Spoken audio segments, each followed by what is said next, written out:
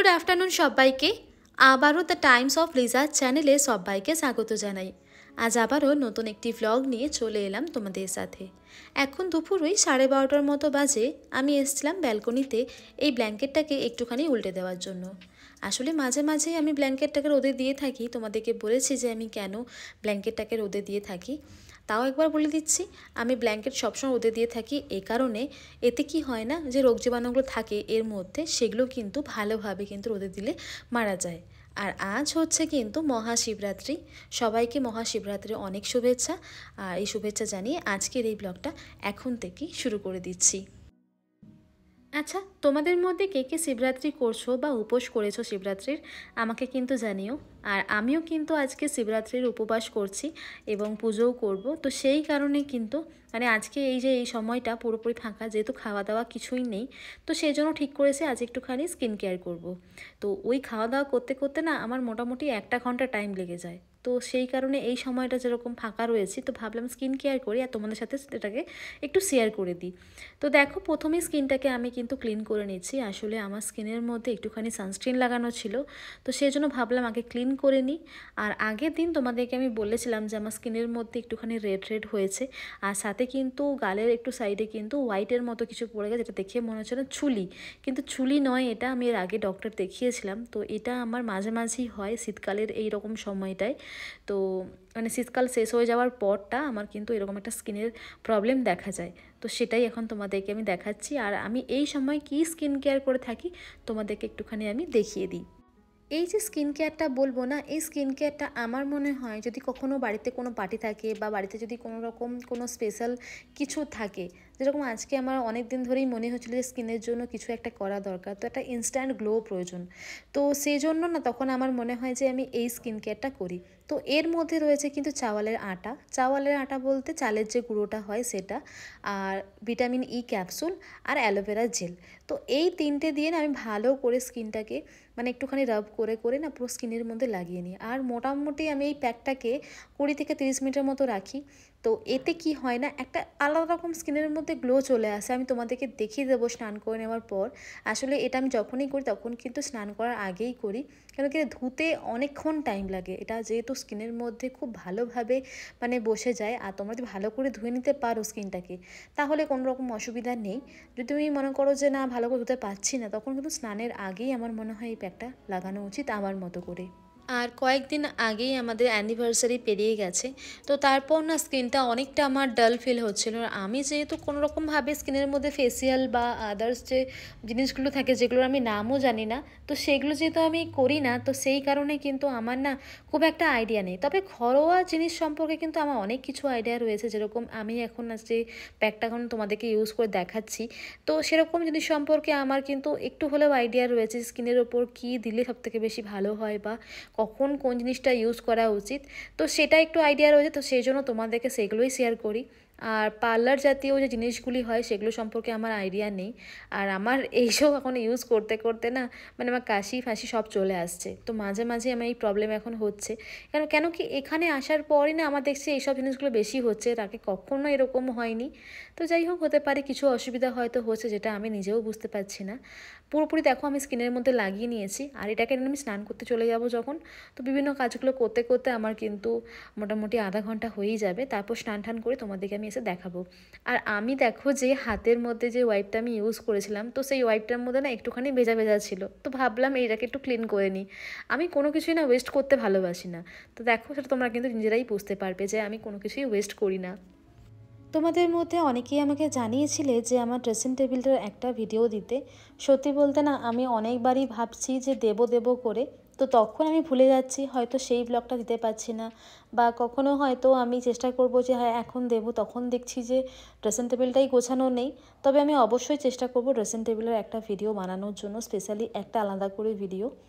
আর আমি একদিন চেষ্টা করব আমার পুরো যে ঘরের ভিডিও হোম ট্যুরের ভিডিও দেওয়ার। কিন্তু সত্যি বলতে না আমার ওই সময়টুকু হয়ে উঠছে না। আসলে কদিন ধরেই তো শরীরটা খুব একটা ভালো যাচ্ছে না। এখানে আসার পর যেন শরীরটা বেশি খারাপ হচ্ছে। কখনো গলা ব্যথা, কখনো হয়তো জ্বর, সর্দি, কাশি, কখনো মাথা ব্যথা, এই অসুবিধাগুলো আমার হচ্ছে। এর আগে এই জিনিসগুলো কখনো আমার সাথে হয়নি, কিন্তু এখানকার ওয়েদারটা এমনই একটা টাইপের ওয়েদার যে এরকম প্রবলেমগুলো আমাকে ফেস করতে হচ্ছে। চলো এবার তাহলে আমি একটু কাজগুলো করে নিই, তারপর স্নান টান করে তোমাদেরকে দেখাচ্ছি আমার স্কিনটা কীরকম লাগছে। এই যে স্কিনটা তোমাদের দেখাচ্ছে, এখন স্কিনটা দেখো পুরোপুরি কিন্তু একটা যেন হেলদি স্কিন মনে হচ্ছে, আর এটা কিন্তু ইনস্ট্যান্ট একটা গ্লো রয়েছে, যেটা কিন্তু তোমরা বুঝতে পারবে। তো স্নান করার পর শুধুমাত্র আমি ক্রিমটা লাগিয়েছিলাম, তো তারপরে তোমাদেরকে আমি দেখিয়ে দিলাম। আর এখন এসেছিলাম একটুখানি আমি এই লিভিং রুমের দিকে, আসলে হঠাৎ করেই মনে পড়লো আমাকে কিন্তু এখন দিতে হবে আলপনা। তো সেই কারণেই ভাবলাম একটুখানি যাই, গিয়ে আগে দেখে নিই যাই বাইরের কী অবস্থা। তো সেই জেনে বুঝে কিন্তু আমি এখানে আলপনা দিয়ে দেব। বাইরে যে পরিমাণে হাওয়া চলছিল তাতে কোনো রকমভাবে রাঙ্গোলির যে রং অথবা ওই চালের গুঁড়ো দিয়ে আলপনা দেওয়া যাবে না, তাই ঠিক করলাম অন্য কিছু দিয়ে ট্রাই করব। তবে আজ আর কোনো রকমভাবে ইচ্ছে ছিল না খড়ি মাটি দিয়ে আলপনা দেওয়ার, তাই ভাবলাম যদি ফেব্রিকের পরিবর্তে যদি অন্য কিছু দেওয়া যায় তাহলে বেশ ভালো হয়। তাই হঠাৎ করে ঠিক করলাম যে আলপনাটা এবার দেবো কিন্তু একটুখানি জল আর একটুখানি ফেব্রিক মিশিয়ে। আসলে আজ হঠাৎ করেই মনটা হচ্ছিল যে এমনভাবে আলপনা দেবো যাতে আমি পরবর্তী সময় যেন আবার আমি আলপনা দিতে চাই। ঠিক সেরকমভাবেই আমি যেরকম ঠিক করলাম যে আলপনার মধ্যে দিয়ে বানাবো যেটা, সেটা হচ্ছে কিন্তু একদম পার্মানেন্ট হবে না, কিন্তু যেন একটা আলপনা যেন 4 দিন 5 দিন এরকম যেন থেকে যায়। তো সেরকমই চিন্তাভাবনা করে কিন্তু এই আলপনাটা আমি দিলাম। মাঝে মাঝে ছোটো ছোটো বুদ্ধিগুলো কখন কিভাবে মাথার মধ্যে চলে আসে আমি নিজেই বুঝতে পারি না, আর যখন সেটা ফুলফিল হয়ে যায় তখন মনে হয় যেন যেটা বিশাল বড় আমি একটা কাজ করে ফেলেছি, বিশাল বড় একটা প্রাপ্তি আমার কাছে, মানে ঠিক এরকমই আমার দিয়ে হয়। তো দেখো এখানে আস্তে আস্তে করে আমি আলপনাটা দিয়ে দিচ্ছি। আর এর আগে না আমি একটুখানি চক দিয়ে এঁকে নিয়েছিলাম, তো ভাবছিলাম যে কিভাবে কি আঁকবো, তো সেই জন্য একটুখানি আমি চক দিয়ে এঁকে নিয়েছি। আর যেহেতু ফ্লোরটা ব্ল্যাক তাই হোয়াইটটা না খুব সুন্দরভাবে মানে বেরিয়ে এসেছে। তো আমার তো বেশ ভালো লাগছে, তোমাদেরকে আমি দেখাবো একবারে। আগে আমি একবারে এঁকে নিই, তারপর তোমাদেরকে দেখাচ্ছি যে আমি কীরকমভাবে এঁকেছি। আমি অনেক দিন ধরেই ভাবছিলাম যে এই ব্ল্যাক ফ্লোরটার ওপরে একটু সাদার ওপরে একটু আলপনা দেব। তোমাদেরকে এর আগেও আমি বলেছি যে আমি আলপনা দিতে ভীষণভাবে ভালোবাসি। খুব একটা ভালোভাবে আমি মনের মতো করে করতে পারি না, কিন্তু যতটুকু পারি ততটুকু চেষ্টা করি। আসলে ছোটোবেলা থেকেই না যে এই আলপনার প্রতি একটা ভালোবাসা, সেই গল্প তোমাদেরকে এর আগেও বলেছি। ঠাকুমার কাছ থেকে আমি আলপনা আঁকা শিখেছি। খুব ভালোভাবে ঠাকুমার মতো দিতে পারি না, কিন্তু চেষ্টা করি। তো প্রত্যেকবারই নতুনত্ব করার চেষ্টা করি। এবারে যেমন আলপনাটাকে একদম সিম্পলের ওপরে রেখেছি। আর যবে থেকে এসেছি তবে থেকে একটু ভাবছিলাম এই ব্ল্যাক ফ্লোরের ওপরে একটু সুন্দর করে নিজের মনের মতো করে একটু আলপনা দেব, কিন্তু হাতে যেহেতু আজকে সময়টা অনেকটাই কম, তাই সেজন্যই দেখো একদম সিম্পল একটা আলপনা দিয়েছি আমি। চলো আলপনাটা কমপ্লিট করে নিই, আর তোমাদেরকে এক ঝলক দেখিয়ে দিই আমি আগে কিভাবে আলপনা দিয়েছি, আর বাকি পুরোটা তোমাদেরকে একবারে আমি দেখিয়ে দিচ্ছি। তো এই হচ্ছে সেই আলপনাটা, ওইদিকে একটুখানি দিয়েছি আর এখানে গেটের সামনে একটুখানি আলপনা দিয়ে দিয়েছি।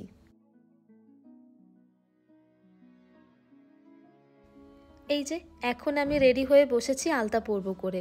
আসলে সত্যি বলতে না আমি ভুলে গিয়েছিলাম, আলপনা দিতে দিতে কখন যে আমার মাথা থেকে বেরিয়ে গেছে যে আমাকে এখন আলতা পরতে হবে।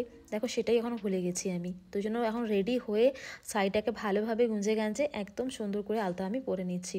খুব অসুবিধা হচ্ছিল, কিন্তু তারই মাঝখানে যেরকম তেরকম করে কিন্তু আমি আলতাটা পরে নিলাম।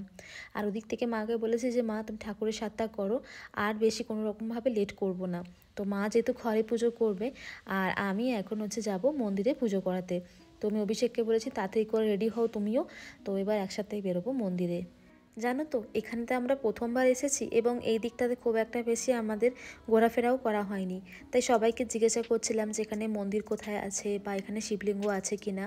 তো সেই নিয়ে চিন্তা করতে করতে হঠাৎ করেই আমাদের বাড়িতে যিনি এখন হাউস হেল্পার, তো উনিই আমাকে বলেন যে এখানে একটা ভালো মন্দির আছে, তুমি সেখানে গিয়ে পুজো করিয়ে আসতে পারো। তবে মন্দিরটির মধ্যে কিন্তু কোনো রকমভাবে শিবলিঙ্গ নেই, শুধুমাত্র শিব ঠাকুরের একটি মূর্তি রাখা রয়েছে, সেখানেই আমরা পুজো করতে যাব। তাই মা এখানে দেখো সাত করে দিচ্ছে। তো মা যেহেতু ঘরের মধ্যেই পুজো করবে তাই আমাকে আগে সাত করে দিচ্ছে, তারপর মা নিজে পুজো করে নেবে। আর এদিক থেকে যে শিব মন্দিরটির কথা বলছিলাম, ওখানে না অনেক ভিড় হবে শুনেছি, তাই এখন আর কোনো রকমভাবে দেরি করছি না, এখন আমরা রেডি হয়ে বেরোবো। তো দেখো মা এখানে আমাকে বুঝিয়ে দিচ্ছে যে কোথায় কী কী আমি রেখেছি, আর সেগুলো তুমি দেখে শুনে বুঝে পুজো করে নেবে। তো সমস্তটা কিন্তু রেডি করে দিয়েছে মা আমাকে এখানে। তো রেডি হয়ে এবার আমরা বেরোবো। চলো এবার পুজো করিয়ে আসি, তারপর তোমাদেরকে দেখিয়ে দেবো যে আজকের লুকটা কীরকম রেখেছি। আর পুজো করিয়ে আসার পর দেখো আমি যখন ভিডিওটা করছিলাম তখন এরকমভাবে আমার দেওর আমাকে বিরক্ত করছিল, আর সাথে পুচকে যে বাটার আছে সে আবার আমার শাড়ি খুলে দিচ্ছে, এমন একটা অবস্থা হয়ে গিয়েছে। তো তারই মাঝখানে ভিডিওটা আমি করলাম। তো তো এই ছিল আজকের আমার লুকটা, খুব সিম্পল একটা লুক রেখেছি। তো মায়ের শাড়ি পরেছিলাম, সাথে একটুখানি হালকা মেকআপ।